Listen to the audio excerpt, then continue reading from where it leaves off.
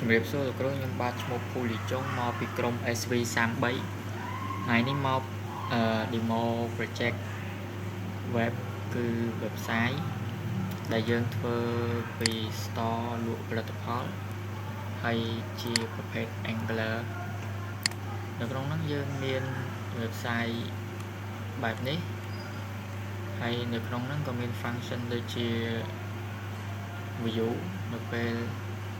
quick view បែបនេះឬក៏នៅពេលដែលយើងចុចលើវានឹងចេញ detail បែបនេះហើយយើងអាច select មើលរូបហើយខាងក្រោមវានឹង show ផលិតផលផ្សេងហើយនេះក៏មាន add to cart ដែលយើងអាច add ចូល cart ដើម្បីទិញវិជាទិញហើយយើងក៏អាច add ផលិតផលផ្សេងចូលបានដែរហើយយើងឧទាហរណ៍ add 2 3ទៅអូខេនៅពេលដែល add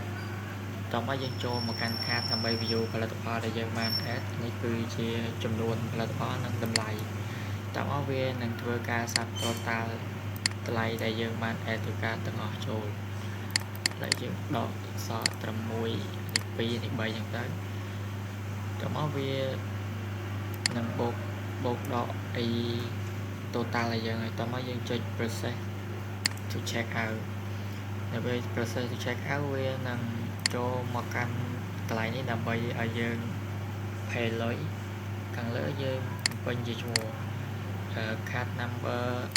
expire CVV នេះបានន័យថាយើងបញ្ចូលកាតយើងដូចជា Master Card Visa Card ឥឡូវយើងបញ្ចូលជា example នេះគឺខែ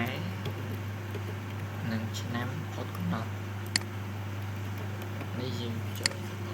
តោះមកយើងចុច pay now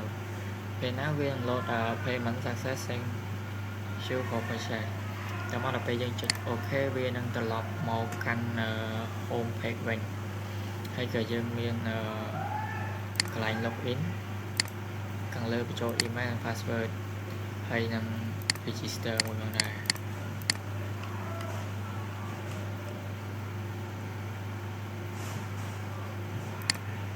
ហើយ